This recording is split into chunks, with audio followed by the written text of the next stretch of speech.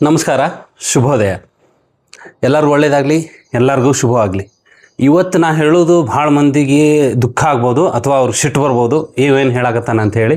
But ಅದನ್ನ ಹೇಳಬೇಕಾಗತ್ತೆ. ಈಗ ಯಾಕೆ ಹೇಳೋದು ಅಂತಂದ್ರೆ, ಜೀವನ ಹಿಂಗೆ ಇರೋಂಗಿಲ್ಲ, ಬದುಕು ನಾವು ಹೇಳ್ದಂಗೆ ನಡೆಯಂಗಿಲ್ಲ, ನಾವು ಹೇಳ್ದಂಗೆ ಜೀವನ ಇರೋಂಗಿಲ್ಲ, ನಾವು ಹೇಳ್ದಂಗೆ ಬದುಕಿರೋಂಗಿಲ್ಲ. ಯಾಕಂದ್ರೆ ನಾವು ದೇವರಲ್ಲ. ಸೊ ದೇವರೇ ಎಲ್ಲ ನಿರ್ಧಾರ ಮಾಡೋದು. ಯಾಕೆ ಹಿಂಗೆ ಹೇಳಾಕತ್ತೀನಿ ಅಂತಂದ್ರೆ, ಕೆಲವೊಬ್ರಿಗೆ ಜೀವನದಾಗ ಹುಟ್ಟಿದಾಗಿಂದ ಹಿಡಿದು ಭಾಳ ವರ್ಷ, ಅವ್ರ 40, 50, 60 ವರ್ಷವರೆಗೂ ಅವ್ರು ಅದೃಷ್ಟವಂತರಿದ್ದು, ಅವ್ರ ಹಣೆ ಬರ ಏನೋ ಹಂಗೆ ಇರ್ತೈತಿ, ಅವ್ರ ಪೂರ್ವ ಜನ್ಮದ ಪುಣ್ಯನ ಹಂಗೆ ಇರ್ತೈತಿ. ಅವ್ರು ಏನು ಮಾಡ್ತಾರೆ, ಅವ್ರಿಗೆ ಎಲ್ಲ ಸುಲಭವಾಗಿ ಸಿಗ್ತಿರ್ತಾವೆ, ಸರಳ ಸಿಗ್ತಿರ್ತಾವೆ ಅವ್ರಿಗೆ. ಇದು ಬೇಕು ಸಿಕ್ಬಿಡ್ತೈತೆ ಅವ್ರಿಗೆ. ಹಂಗೆ 50 ವರ್ಷ 60 ವರ್ಷ ಆದರೂ ಸಿಗ್ತಿರ್ತೈತೆ ಅವ್ರಿಗೆ. ಸೊ ಅಂಥವ್ರಿಗೆ ಏನಾಗ್ತೈತಿ, ಒಂದಿನ ಏನಾಗ್ತೈತೆ ಅಂದರೆ, ಈ ಸರಳವಾಗಿ ತಂದು ಕೊಡೋರು ಯಾರು? ಒಂದು ತಂದೆ ತಾಯಿ, ಇಲ್ಲ ಪಾಲಕರು, ಇಲ್ಲ ಅಂದ್ರೆ ಅವರು ಮಾಡಿದ ಆಸ್ತಿ. ಅದರಿಂದ ಅವ್ರಿಗೆ ಏನಾಗ್ತಿರ್ತೈತಿ, ಎಲ್ಲ ಸುಲಭವಾಗಿ ಸಿಗ್ತಿರ್ತೈತಿ.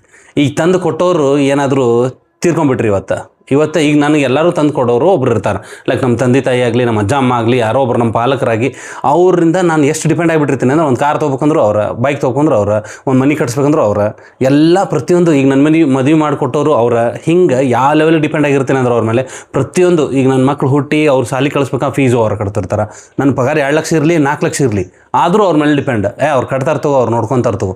ಸೊ ಹಿಂಗೆ ಯಾಕೆ ನಂದು ಎಕ್ಸಾಂಪಲ್ ಕೊಡ್ತೀನಿ ಅಂತಂದ್ರೆ, ಬೇರೆಯವ್ರದ್ದು ಎಕ್ಸಾಂಪಲ್ ಅವ್ರಿಗೆ ನೀನು ಅಂತ ಹಿಂಗೆ ಬಟ್ ಮಾಡಿದ್ರೆ, ನಾನು ಯಾಕಪ್ಪ ನೀನು ಅಂತೀಯ, ಅದಕ್ಕೆ ನಂದು ಎಕ್ಸಾಂಪಲ್ ತೊಗೊಂಡ್ಬಿಡ್ತೀನಿ. ನಾನು ಹಂಗೆ ತಿಳ್ಕೊರಿ, ನಾನು ಹಂಗಿಲ್ಲ, ಹಂಗೆ ತಿಳ್ಕೊರಿ. ಹೌದು, ನಾನು ಎಲ್ಲ ಒಬ್ಬರ ಮೇಲೆ ಡಿಪೆಂಡ್ ಆಗೀನಿ. ಅವರ ತೀರ್ಕೊಂಡ್ಬಿಟ್ರೆ ಅವತ್ತಿಂದ ಖರೇ ಬದುಕು ಅವತ್ತಿಂದ ಸ್ಟಾರ್ಟ್ ಆಗುತ್ತೆ. ಬದುಕು ಸರಳ ಇರೋಂಗಿಲ್ಲ. ನಮ್ಮ ಸಲುವಾಗಿ ರೆಡ್ ಕಾರ್ಪೆಟ್ ಹಾಸಿರಂಗಿಲ್ಲ. ಹೋದಲ್ಲೆಲ್ಲ ಬರ್ರಿ ಕುಂದ್ರಿ ಅಂತ ಯಾರೂ ಅನ್ನಂಗಿಲ್ಲ. ನಮಗೆ ಮರ್ಯಾದೆ ಎದಕ್ಕೆ ಕೊಡ್ತಾರೆ ಅಂತಂದ್ರೆ, ನಾವು ಹೆಂಗಿದ್ದೀವಿ ಅನ್ನೋದು ನೋಡ್ರಕ್ಕೆ ಮರ್ಯಾದೆ ಕೊಡ್ತಾರೆ ಹೊರತು, ನಮ್ಮ ಆಸ್ತಿ ನೋಡಿ ಯಾರು ಮರ್ಯಾದೆ ಕೊಡೋದಿಲ್ಲ. ಹೋಗ್ರಿ ರೋಡ್ನಾಗ, ಪೆಟ್ರೋಲ್ ಬಂಕ್ನಾಗ ಹೋಗ್ರಿ, ಪೆಟ್ರೋಲ್ ಅಂತ ಹಾಕೋದಲ್ಲ, ಅವ್ನು ಯೋಚನೆ ಮಾಡ್ತಾನೆ, ತಡ್ರಿ ಸರ್ 1 ಮಿನಿಟ್ ಅಂತಾನೆ. ಸೊ ಪೆಟ್ರೋಲ್ ಬಂಕಿಂದ ಹಿಡಿದು ನೀವು ಎಲ್ಲೇ ಹೋಗ್ರಿ, ಹೋಟೆಲ್ನಾಗ ವೇಟರ್ ನೋಡ್ರಿ, ಅವ್ರಿಗೂ ಸೊಕ್ಕಿಲಿ ಮಾತಾಡಿಸ್ರಿ, ಅವರು ನಿಮ್ಮ ಕರೆಕ್ಟಾಗಿ ಸರ್ವ್ ಮಾಡಂಗಿಲ್ಲ. ಸೊ ನೀವು ಎಲ್ಲರೂ DC ಆಫೀಸ್ಗೆ ಹೋಗ್ರಿ, ಅಲ್ಲೋಗಿ ನಾ ಬಂದೀನಿ ಅಂತ ಹೇಳಿ, ಪ್ರಶಾಂತ್ ಬಂದೀನಿ ಅಂತ ಹೇಳಿ, ಶ್ರೀಮಂತ್ ಬಂದೀನಿ, ಡೋರ್ ತೆಗಿ ಅಂತಂದ್ರೆ ಬಿಡಂಗಿಲ್ಲ, ಅಪಾಯಿಂಟ್ಮೆಂಟ್ ಬೇಕಂತಾರೆ, ನೀ ಕುಂದ್ರಿ ಅಲ್ಲೇ ಅಂತಾರೆ, ಅವರ ಕುಂದ್ರಿಸ್ತಾರೆ. ನೀನು ನಾ ಹೇಳ್ದಂಗೆ ನಡೆಯಂಗಿಲ್ಲ. ಯಾಕೆ ಹಿಂಗೆ ಹೇಳಾಕತ್ತೇನೆ ಅಂತಂದ್ರೆ, ಬದುಕು ಕಷ್ಟ ಇರ್ತೈತಿ. ಯಾವಾಗಲೂ ಸುಖ ಮಸ್ತ್ ಸೌಲಭ್ಯಗಳು ಇರ್ತಾವೆ ಅಂತೇಳಿ ತಿಳ್ಕೊಬೇಡ್ರಿ.